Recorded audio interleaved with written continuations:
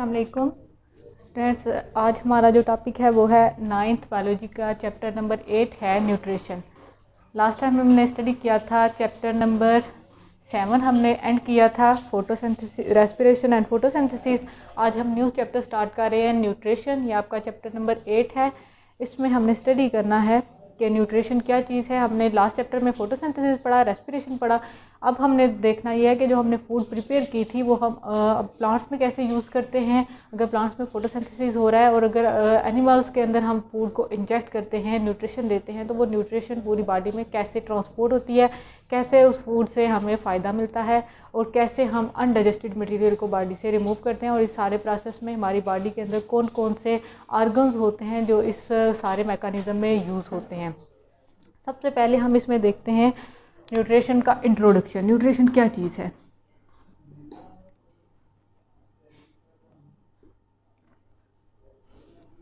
Nutrition के introduction में सबसे पहले अगर हम न्यूट्रिशन की डेफिनेशन करते हैं तो हम ये कहते हैं कि न्यूट्रिशन जो है एक स्पेसिफिक प्रोसेस है, एक स्पेसिफिक मैकेनिज़्म है, स्पेसिफिक प्रोसेस है। इसमें क्या होता है कि फूड हम प्रिपेयर करते हैं किसी भी ऑर्गेनिज़म के अंदर, या वो ऑर्गेनिज़म फूड को ऑब्टेन करता है। उस फूड से जितना भी यूज़फुल मटेरियल होता है उसको वो एब्जॉर्ब कर लेता है, यूज़ कर लेता है, और बाकी जो मटेरियल होता है वो उसको बॉडी से एलिमिनेट कर देता है। इसकी अगर हम डेफिनेशन करें न्यूट्रिशन की तो हम कहते हैं कि स्पेसिफिक प्रोसेस है, the specific process in which food is prepared और obtained then converted into body substances. अब ये बॉडी सब्सटेंसेस, ये जो न्यूट्रिशन हम बात कर रहे हैं, न्यूट्रिशन में कुछ चीज़ें आ जाती हैं कि न्यूट्रिशन में कौन कौन सी चीज़ें हैं। अगर इसकी डेफिनेशन में हमने कहा कि डेफिनेशन क्या है इसकी, स्पेसिफिक प्रोसेस है, specific process in which food is prepared और ऑब्टेन्ड। हम न्यूट्रिशन की बात कर रहे हैं। ये जो फूड है, न्यूट्रिशन है, इसमें कुछ चीज़ें आ जाती हैं कि हम कहते हैं न्यूट्रिशन कंसिस्ट ऑफ। न्यूट्रिशन के अंदर कौन कौन सी चीज़ें आती हैं? न्यूट्रिशन में जो बेसिक चीज़ है वो हम कहते हैं कौन सी चीज़ आ जाती है? न्यूट्रिएंट्स। ये न्यूट्रिएंट्स क्या हैं?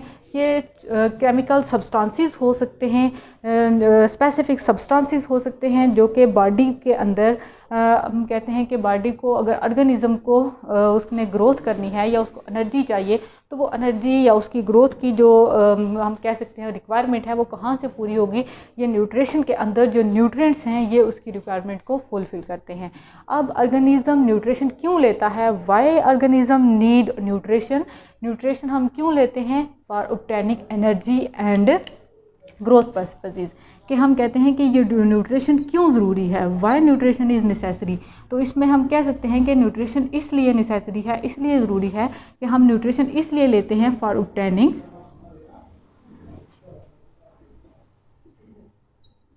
Energy and for growth purposes. हमारी ग्रोथ के लिए और एनर्जी की रिक्वायरमेंट के लिए हमें कौन सी चीज़ ज़रूरी है? हमें न्यूट्रिशन चाहिए। हम न्यूट्रिशन लेंगे तो हमारी ये रिक्वायरमेंट्स पूरी होंगी। अब जो ऑर्गेनिज़म हैं वो न्यूट्रिशन कैसे लेते हैं? हमारे पास दो तरह के ऑर्गेनिज़म्स होते हैं। अगर हम यहाँ पे देखते हैं कि ऑर्गेनिज़म न्यूट्रिशन कैसे लेते हैं, तो हमारे पास दो तरह के ऑर्गेनिज़म्स होते हैं, 2 टाइप्स ऑफ ऑर्गेनिज़म्स। एक को हम कहते हैं ऑटोट्रॉफिक ऑर्गेनिजम्स, दूसरे को हम कहते हैं हेट्रोट्रॉफिक ऑर्गेनिजम्स। ये ऑटोट्रॉफिक और हेट्रोट्रॉफिक ऑर्गेनिज्म हम किस बेस पे कह रहे हैं कि ऑर्गेनिज्म अपनी न्यूट्रिशन कैसे लेगा, कि ऑर्गेनिज्म के अंदर कौन सा वे है, कौन सा प्रोसेस है, कौन सा मैकेनिज्म है जिसकी वजह से ऑर्गेनिज्म फूड लेगा। न्यूट्रिशन की बेस पे हम ऑर्गेनिजम्स को डिवाइड करते हैं दो ग्रुप्स के अंदर। एक होता है ऑटोट्रॉफिक ऑर्गेनिजम्स का ग्रुप, एक होता है हेट्रोट्रॉफिक ग्रुप ऑर्गेनिजम्स का ग्रुप। जो ऑटोट्रॉफिक ऑर्गेनिजम्स होते हैं उसमें हमने ये लास्ट टाइम हमने स्टडी किया था कि जब हमने फोटोसिंथेसिस का चैप्टर देखा था उसमें भी हमने कहा था कि जो प्लांट्स होते हैं वो ऑटोट्रॉफिक ऑर्गेनिजम्स होते हैं। ये ऑटोट्रॉफिक का क्या मतलब है कि ऐसे ऑर्गेनिजम्स, ऐसे लिविंग ऑर्गेनिज्म जो अपनी फूड खुद प्रिपेयर करते हैं by the mechanism of photosynthesis, उनको हम कहते हैं ये कौन से ऑर्गेनिजम्स हैं? ये ऑटोट्रॉफिक ऑर्गेनिज्म हैं। ऑटोट्रॉफिक की अगर हम डेफिनेशन करें तो ऐसे ऑर्गेनिज्म हैं that prepare their own food by photosynthesis. Photosynthesis की वजह से जो ऑर्गेनिज्म अपनी फूड खुद प्रिपेयर करते हैं उनको हम कहते हैं, ये कौन से ऑर्गेनिजम्स हैं, ये ऑटोट्रॉफिक ऑर्गेनिजम्स हैं। इनके अगर हम एग्जांपल देखें तो हम कहते हैं ऑटोट्रॉफिक में कौन कौन से ऑर्गेनिजम्स आ जाते हैं। कुछ बैक्टीरिया आ जाते हैं, एल्गीज वगैरह आ जाती हैं। एल्गी फोटोसिंथेसिस करता है, मतलब एल्गी जो है वो ऑटोट्रॉफिक ऑर्गेनिज्म है। और देन हम कहते हैं कि प्लांट्स मेजर ग्रुप्स हैं जो ऑटोट्रॉफिक कंसीडर होते हैं, क्योंकि प्लांट अपनी फूड खुद प्रिपेयर करते हैं। नेक्स्ट ग्रुप है हिट्रोट्रॉफिक ऑर्गेनिज्म। हिट्रोट्रॉफिक ऑर्गेनिज्म कौन से होंगे? ऐसे ऑर्गेनिज्म जो अपनी फूड खुद प्रिपेयर नहीं कर सकते, लेकिन वो अपनी फूड कहाँ से लेते हैं? Obtaining their food from other organisms. obtaining their food from other organisms। अब ये अदर ऑर्गेनिजम्स कौन से हो सकते हैं? अदर ऑर्गेनिजम्स में हम प्लांट्स को भी ले सकते हैं, हम अदर एनिमल्स को भी ले सकते हैं। लेकिन इसमें बात क्या है कि जो हिट्रोट्रॉफिक ऑर्गेनिजम्स हैं वो अपनी फूड खुद प्रिपेयर नहीं करते। जो ऑटोट्रॉफिक ऑर्गेनिजम्स या बाकी ऑर्गेनिज्म अपनी फूड बनाते हैं वो ये वाले ऑर्गेनिजम्स ले लेते हैं। इसमें अगर हम इसकी एग्जांपल देखें तो इसमें कुछ बैक्टीरिया आ जाते हैं। बैक्टीरिया में भी कुछ बैक्टीरिया जो होते हैं वो ऑटोट्रॉफिक होते हैं, कुछ हिट्रोट्रॉफिक होते हैं। इसमें हम कहते हैं कि एनिमल्स में भी सबसे स्पेसिफिक जो ग्रुप आ जाता है वो है ह्यूमन बींग्स, क्योंकि ह्यूमन बींग्स अपनी फूड खुद प्रिपेयर नहीं करते, ये अदर ऑर्गेनिज्म से अपनी फूड लेते हैं। अब यहाँ पे आपको समझ आ गई न्यूट्रिशन में न्यूट्रिशन क्या चीज़ है, और न्यूट्रिशन में न्यूट्रिएंट्स की डेफिनेशन आपने देखी। अब नेक्स्ट आपने देखना है कि मिनरल न्यूट्रिशन इन प्लांट्स। हम यहाँ पे दो ग्रुप्स देखते हैं कि आप देखें कि इस चैप्टर के अंदर लास्ट चैप्टर में भी आपने देखा था, पार्टीशन हुई हुई थी कि इसमें आपने देखा था, आपने प्लांट्स के अंदर भी प्रोसेसेस देखे, देन एनिमल्स के अंदर भी देखे। इसी तरह अब इस चैप्टर में भी आपने देखना है, न्यूट्रिशन आप स्टडी कर रहे हैं, आपने न्यूट्रिशन प्लांट्स के अंदर भी देखनी है कि प्लांट्स अपनी न्यूट्रिशन कैसे लेते हैं, और देन आपने एनिमल्स के अंदर भी देखना है। एनिमल में स्पेसिफिकली आपने ह्यूमंस के अंदर देखना है कि ह्यूमन अपनी न्यूट्रिशन कैसे लेते हैं। तो यहाँ पे जो नेक्स्ट टॉपिक है वो है mineral nutrition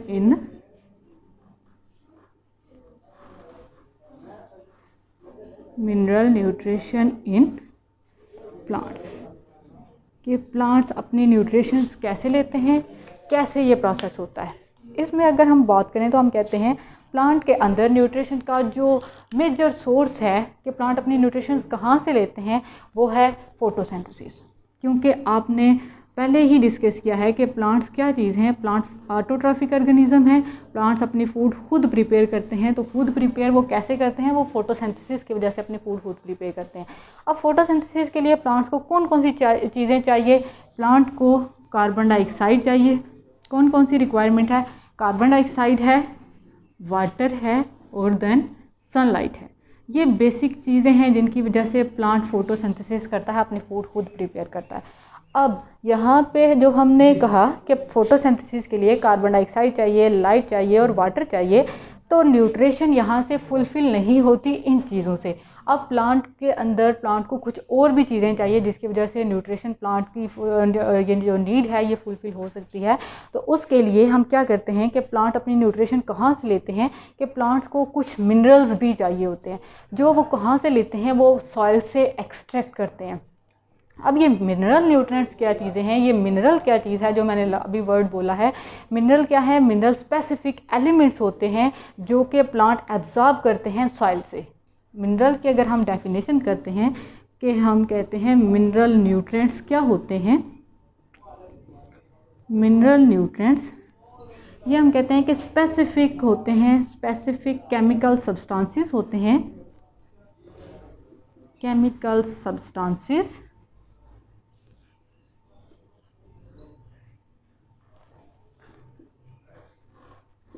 that are absorbed by plants। और ये होते किस फॉर्म में हैं? ये मिनरल न्यूट्रिएंट्स इनऑर्गेनिक फॉर्म में होते हैं, इनऑर्गेनिक आयंस की फॉर्म में ये सॉइल के अंदर होते हैं। दैन प्लांट वहाँ से अपने रूट्स की वजह से इन मिनरल्स को वहाँ से एब्जॉर्ब कर लेता है। अब यहाँ पे जो चीज़ है मिनरल न्यूट्रिएंट्स में, ये दो तरह के मिनरल न्यूट्रिएंट्स होते हैं सॉइल के अंदर। ये हम बात कर रहे हैं कि प्लांट्स को मिनरल न्यूट्रिएंट्स चाहिए होते हैं और यही मिनरल न्यूट्रिएंट्स सॉइल के अंदर होते हैं जो प्लांट जो है वो रूट्स की वजह से एब्जॉर्ब कर लेते हैं। अब हमने मिनरल न्यूट्रिएंट्स की टाइप पढ़नी है। ये कितनी टाइप्स के होते हैं मिनरल न्यूट्रिएंट्स? मिनरल न्यूट्रिएंट्स की दो टाइप्स होती हैं, 2 टाइप्स के होते हैं। एक को हम कहते हैं मैक्रो न्यूट्रिएंट्स, सेकंड टाइप है इसकी माइक्रो न्यूट्रिएंट्स। ये मिनरल न्यूट्रिएंट्स की टाइप्स हैं, एक है मैक्रो न्यूट्रिएंट्स, दूसरी कौन सी है micro nutrients.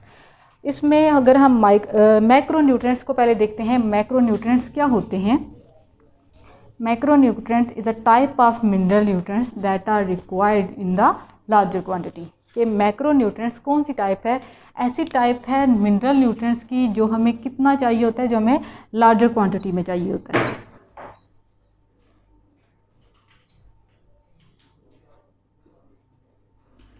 Required in larger quantity, कि ये हमें जो मैक्रो न्यूट्रिएंट्स होते हैं ये हमें ज़्यादा से ज़्यादा चाहिए होते हैं प्लांट्स को। अब ये इसमें एग्जांपल्स में हम देखें मैक्रो न्यूट्रिएंट्स की एग्जांपल कौन कौन सी आ जाती हैं।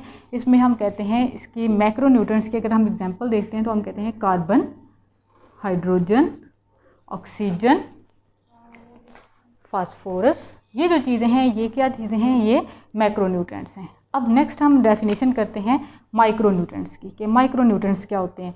माइक्रो न्यूट्रिएंट्स इसके रिवर्स हैं कि ऐसे न्यूट्रिएंट्स, ऐसे मिनरल न्यूट्रिएंट्स जो हमें कितना चाहिए होगा? लोअर क्वांटिटी में, रिक्वायर्ड इन लोअर क्वांटिटी।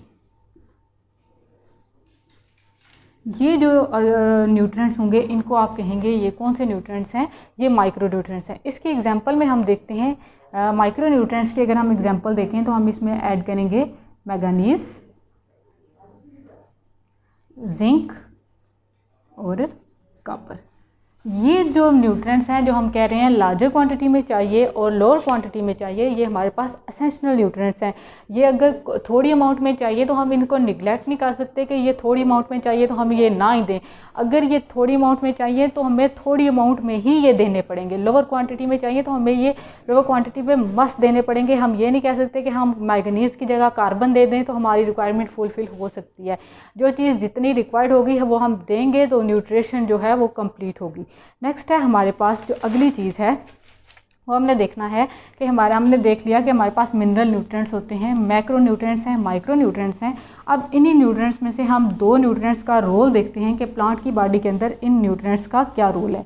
इसमें सबसे पहले हम देखते हैं role of nitrogen and role of magnesium, कि प्लांट की बॉडी में नाइट्रोजन का क्या रोल है और उसके साथ मैग्नीशियम का क्या रोल है। Role of nitrogen and magnesium.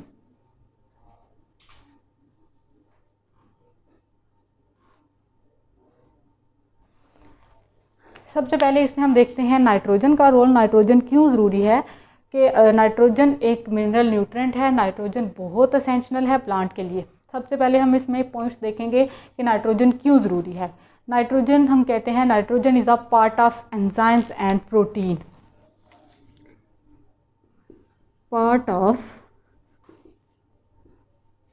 Enzymes and protein. Nitrogen का हम रोल पढ़ रहे हैं। हम कहते हैं नाइट्रोजन बहुत इंपॉर्टेंट है प्लांट के लिए। क्यों इंपॉर्टेंट है? कि नाइट्रोजन जो है वो बेसिक पार्ट है एंजाइम्स का और प्रोटीन्स का। ये हमें कैसे पता चला कि नाइट्रोजन बेसिक पार्ट है इनका? कि इसमें हम कहते हैं एंजाइम्स की अगर हम डेफिनेशन करें, हमने चैप्टर एंजाइम्स का स्टडी किया था, हमने कहा था एंजाइम्स असल में प्रोटीन्स होते हैं। Enzymes are protein in nature. तो प्रोटीन और एंजाइम बेसिकली हम कह सकते हैं कि ये दोनों चीज़ें किस से मिलके बनी हुई हैं? ये अमाइनो एसिड से मिलके बनी हुई हैं।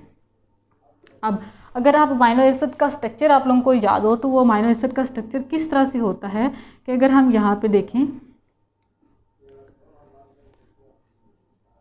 ये अगर आप देखें तो यहाँ पे नाइट्रोजन है। अगर अमाइनो एसिड के स्ट्रक्चर में नाइट्रोजन नहीं होगा तो मतलब प्रोटीन का जो बेसिक यूनिट है वही डिस्टर्ब हो जाएगा, प्रोटीन का स्ट्रक्चर डिस्टर्ब हो जाएगा।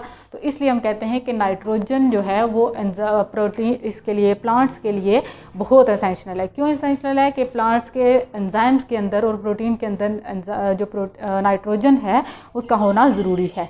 नेक्स्ट अगली चीज़ हम देखते हैं कि नाइट्रोजन रोल प्ले करता है किसके अंदर? क्लोरोफिल के अंदर। नाइट्रोजन है पार्ट ऑफ क्लोरोफिल।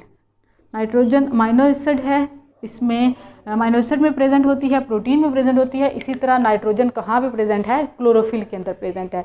इस तरह हम कह सकते हैं नाइट्रोजन रोल प्ले करती है किस चीज़ के अंदर? नाइट्रोजन अगर होगी प्लांट्स के अंदर तो ये इसका काम क्या होगा कि नाइट्रोजन की वजह से ग्रोथ रैपिड हो सकती है, ग्रोथ ज़्यादा होना शुरू हो जाती है प्लांट्स के अंदर, और जो सीड और फ्रूट की प्रोडक्शन है वो भी हम इन्हांस कर सकते हैं। कि अगर हमें किसी भी प्लांट के अंदर हम चाहते हैं कि उसकी ग्रोथ ज़्यादा होना शुरू हो जाए, वो जल्दी से ग्रो करे, तो हम क्या करेंगे? उस प्लांट को कौन सी चीज़ देंगे, कौन से न्यूट्रिएंट्स उसमें ऐड करेंगे? वो वाले न्यूट्रिएंट्स ऐड करेंगे जिनके अंदर कौन सी चीज़ होगी?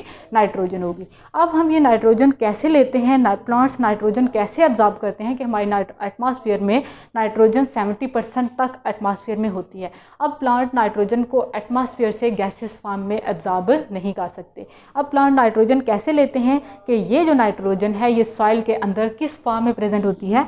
ये नाइट्रेट्स की फॉर्म में प्रेजेंट होती है, नाइट्रोजन के आयंस की फॉर्म में प्रेजेंट होती है, नाइट्रेट्स की फॉर्म में प्रेजेंट होती है। ये नाइट्रेट्स जो हैं ये प्लांट्स की रूट्स जो हैं वो एब्जॉर्ब कर लेती हैं। इस तरह नाइट्रोजन की जो रिक्वायरमेंट है वो प्लांट के अंदर कंप्लीट हो जाती है। अब अगर नाइट्रोजन प्लांट के अंदर कम हो जाए, डेफिशिएंसी हो जाए प्लांट के अंदर नाइट्रोजन की, तो उसकी वजह से क्या होता है? नाइट्रोजन अगर डेफिशिएंसी हो जाए तो प्लांट की ग्रोथ रुक जाती है, स्लो हो जाती है। हमने पहले ही कहा कि यहाँ पे हमने एक बात ऐड की थी कि नाइट्रोजन की वजह से क्या होता है? रैपिड ग्रोथ होती है, ग्रोथ बहुत ज़्यादा होती है अगर नाइट्रोजन हो। तो अगर नाइट्रोजन डेफिशिएंसी हो जाए, नाइट्रोजन कम हो जाए प्लांट के अंदर, तो ऑब्वियसली वहाँ पे क्या होगा कि अगर डेफिशिएंसी हो गई है नाइट्रोजन की तो ग्रोथ क्या हो जाएगी? स्लो हो जाएगी, या हो सकता है रुक भी जाए। अब नेक्स्ट क्या है कि हमने कहा कि नाइट्रोजन क्या है? पार्ट है क्लोरोफिल का। अगर यहाँ पे नाइट्रोजन क्लोरोफिल के अंदर कम हो जाए तो इसका मतलब क्लोरोफिल का स्ट्रक्चर डिस्टर्ब हो गया, वहाँ पे नाइट्रोजन की कमी होगी। अब जब क्लोरोफिल का स्ट्रक्चर डिस्टर्ब हो गया, क्लोरोफिल कम हो गया, तो इसका मतलब क्लोरोफिल कहाँ पे होता है? लीव्स के अंदर होता है। अब लीव्स क्या होना शुरू हो जाएंगे? जब क्लोरोफिल नहीं होगा, क्लोरोफिल कम होगा, तो लीफ क्या होना शुरू हो जाएंगे? येलो होना शुरू हो जाएंगे। लीव्स का कलर कौन सा होना शुरू हो जाएगा? येलो होना शुरू हो जाएगा। इस येलोइंग ऑफ लीफ को हम क्या कहते हैं? एक स्पेसिफिक नाम देते हैं इसको हम कहते हैं क्लोरसिस। कि हम कहते हैं कि पत्ते जो हैं वो ज़्यादातर पीले क्यों होना शुरू हो जाते हैं? जब क्लोरोफिल कंटेंट कम होता है। क्लोरोफिल कंटेंट कब कम होता है? जब नाइट्रोजन डेफिशिएंसी होती है। तो हम ये कह सकते हैं कि नाइट्रोजन डेफिशिएंसी की वजह से ही डिजीज़ होता है कौन सा? क्लोरसिस। नेक्स्ट जो चीज़ है वो है, यहाँ तक आपने पढ़ लिया रोल ऑफ नाइट्रोजन। अब हम देखते हैं रोल ऑफ मैग्नीशियम के। प्लांट की बॉडी के अंदर नाइट्रोजन के साथ साथ मैग्नीशियम का क्या रोल है? ये दोनों हमारे पास मिनरल न्यूट्रिएंट्स हैं, ये दोनों हमारे पास एसेंशियल है। इसके साथ मैग्नीशियम का अगर हम पॉइंट देखते हैं, मैग्नीशियम क्यों ज़रूरी है, तो मैग्नीशियम भी हम सबसे पहले इसमें लिखते हैं, मैग्नीशियम जो है ये भी क्या है? पार्ट है क्लोरोफिल का, पार्ट ऑफ क्लोरोफिल। मैग्नीशियम भी किस चीज़ का पार्ट है? क्लोरोफिल का, जैसे नाइट्रोजन पार्ट था क्लोरोफिल का। अब नेक्स्ट हम पॉइंट देखते हैं कि मैग्नीशियम क्या करता है कि अगर नाइट्रोजन पार्ट था इसका एंजाइम्स का या प्रोटीन का, तो इसी तरह मैग्नीशियम क्या करता है? मैग्नीशियम रोल प्ले करता है एक्टिवेट करने में एंजाइम्स को। कि यहाँ पे हम कह सकते हैं नाइट्रोजन क्या करता है? Activates the enzymes for rapid growth के लिए जो एंजाइम्स नेसेसरी होते हैं, जो इन्हांस करते हैं ग्रोथ को, उनको एक्टिवेट कर देता है। कौन सी चीज़ करती है? मैग्नीशियम करती है। अब मैग्नीशियम का एक और काम भी है कि मैग्नीशियम क्या करता है? मैग्नीशियम फ्रूट फार्मेशन करता है और जर्मिनेशन ऑफ सीड में भी हेल्प देता है। यहाँ पे एक और पॉइंट स्टूडेंट्स ऐड करते हैं कि magnesium play role in fruit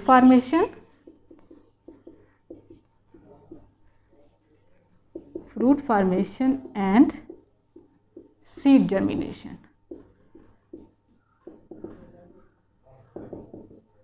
seed germination में और फ्रूट फार्मेशन में, पौधों के ऊपर जो फल लगता है या जो सीड की फार्मेशन होती है वो किस वजह से होती है, वो मैग्नीशियम की वजह से होती है। नेक्स्ट हम कहते हैं कि हम ये मैग्नीशियम कहाँ से लेते हैं, मैग्नीशियम कैसे लेते हैं। मैग्नीशियम भी आयनिक फॉर्म में होता है, प्लांट इसको रूट्स की वजह से एब्जॉर्ब करते हैं। यहाँ पे हम लिख सकते हैं कि मैग्नीशियम कैसे ऑब्टेन करते हैं। मैग्नीशियम होता है आयनिक फॉर्म में, आयनिक फॉर्म में होता है और प्लांट इसको एब्जॉर्ब करता है बाय रूट्स की वजह से इसको एब्जॉर्ब करता है। नेक्स्ट हम देखते हैं कि अगर इसमें वैसे ही जैसे हमने देखा कि नाइट्रोजन में हमने देखा था कि हम नाइट्रोजन कैसे लेते हैं, आयंस की फॉर्म में लेते हैं। उसके बाद हमने देखा नाइट्रोजन डेफिशिएंसी। अब यहाँ पे अगर हम मैग्नीशियम की डेफिशिएंसी देखें, मैग्नीशियम के अंदर, प्लांट के अंदर अगर मैग्नीशियम डेफिशिएंसी हो जाए, मैग्नीशियम कम हो जाए तो उसकी वजह से क्या होता है। इसमें भी लीव्स हम देखें कि मैग्नीशियम क्या है, पार्ट ऑफ क्लोरोफिल। अगर मैग्नीशियम कम हो जाएगा तो उसका डायरेक्ट इफेक्ट होगा किसके ऊपर, क्लोरोफिल के ऊपर। तो जब क्लोरोफिल कंटेंट कम होगा, इसके ऊपर इफेक्ट होगा, तो मतलब यहाँ पे भी क्या होगा, लीफ क्या होना शुरू हो जाएंगे, येलो होना शुरू हो जाएंगे। इसमें ये बात है कि अगर मैग्नीशियम लंबे अरसे तक हम प्लांट को मैग्नीशियम नहीं देते, वो वाले न्यूट्रिएंट्स नहीं देते जिसमें मैग्नीशियम है, तो वो क्या होगा कि लीव्स क्या होना शुरू हो जाएंगे, गिरना शुरू हो जाएंगे। पत्ते जो जल्दी गिर जाते हैं वो किसकी वजह से गिरते हैं कि प्लांट के अंदर क्या चीज़ होगी, मैग्नीशियम डेफिशिएंसी होगी। नेक्स्ट हम देखते हैं कि इसमें अगला पॉइंट है इम्पॉर्टेंस ऑफ फर्टिलाइजर्स, कि अगर हमारी सॉइल के अंदर हमारे न्यूट्रिएंट्स नहीं हैं या न्यूट्रिएंट्स कम हो गए हैं तो हम आर्टिफिशियली भी वहाँ पे न्यूट्रिएंट्स दे सकते हैं। इसमें हम फर्टिलाइज़र्स को देखते हैं। हम ये फर्टिलाइज़र्स ऐड करते हैं। फर्टिलाइज़र्स क्या चीज़ है, ये हम एडिशनल चीज़ ऐड करते हैं कि हमारी सॉइल के अंदर अगर न्यूट्रिएंट्स डेफिशिएंसी हो गई है तो हम आर्टिफिशियली वो उस चीज़ को कवर अप कर सकें। तो यहाँ पे सबसे पहली चीज़ आ जाती है इम्पॉर्टेंस ऑफ फर्टिलाइज़र्स। सबसे पहले इसमें देखें स्टूडेंट्स, फर्टिलाइज़र्स क्या होते हैं। फर्टिलाइज़र्स की हम अगर डेफिनेशन करें तो हम कहते हैं ऐसा मटेरियल है, material that is added to soil to provide mineral nutrients to the plants. के ये ऐसी चीज़ है, ऐसा मटेरियल है जो हम कहाँ पे ऐड करते हैं, सॉइल के अंदर ऐड करते हैं। हम क्यों ऐड करते हैं कि हमारे प्लांट के अंदर अगर न्यूट्रिएंट्स की डेफिशिएंसी हो जाए, न्यूट्रिएंट्स कम होना शुरू हो जाए, तो हम क्या करते हैं, हम फर्टिलाइज़र्स को ऐड करते हैं। तो इसकी डेफिनेशन में हम लिख सकते हैं कि फर्टिलाइज़र्स क्या चीज़ है, मटीरियल है, specific material that is added to soil for nutrients।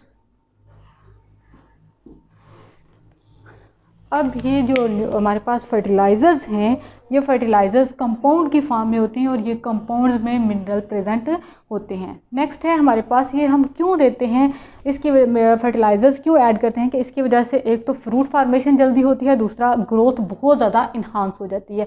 इसकी दो टाइप्स हैं फर्टिलाइज़र्स की। इसमें हम देखते हैं कि फर्टिलाइज़र की दो टाइप्स हैं, एक होते हैं नेचुरल फर्टिलाइज़र्स,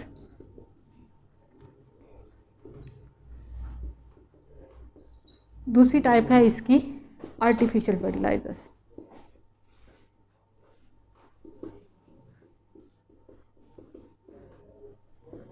अब नेचुरल फर्टिलाइज़र्स और आर्टिफिशियल फर्टिलाइज़र्स हैं। नेचुरल फर्टिलाइज़र्स हम कहाँ से लेते हैं, हम प्लांट से या एनिमल से ऑब्टेन करते हैं।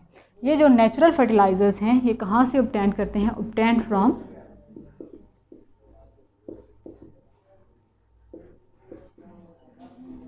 Plants and animals. अब ये प्लांट और एनिमल से हम कहाँ से ऑब्टेन करते हैं, जो एनिमल्स या प्लांट्स का मैन्योर होता है, जो डंग मटेरियल होता है, जो वेस्ट मटेरियल होता है, उससे हम क्या करते हैं, उसकी डिकम्पोजिशन होती है और हम उससे क्या बना देते हैं, फर्टिलाइज़र्स बनाते हैं। जो फर्टिलाइज़र क्या चीज़ है, नेचुरल फर्टिलाइज़र है। फ्रेंड इसमें हम देखें जो हम अक्सर गोबर वगैरह यूज़ करते हैं, वो जो चीज़ है वो है फर्टिलाइज़र है, नेचुरल फर्टिलाइज़र में हम उसको कंसीडर करते हैं। इसमें हम ये अगर गोबर वगैरह की एग्जांपल लें तो इसमें क्या है कि ये फर्टिलाइज़र हमें लार्जर क्वांटिटी में देना पड़ता है। इसका काम क्या है कि अगर हम गोबर ऐड करेंगे अपने खेतों में तो उसकी वजह से क्या होगा, हमें वो ज़्यादा ऐड करना पड़ेगा। क्यों ज़्यादा ऐड करना पड़ेगा कि वो बहुत स्लोली जो क्रॉप्स हैं या जो प्लांट्स हैं उनको न्यूट्रिशन प्रोवाइड करते हैं।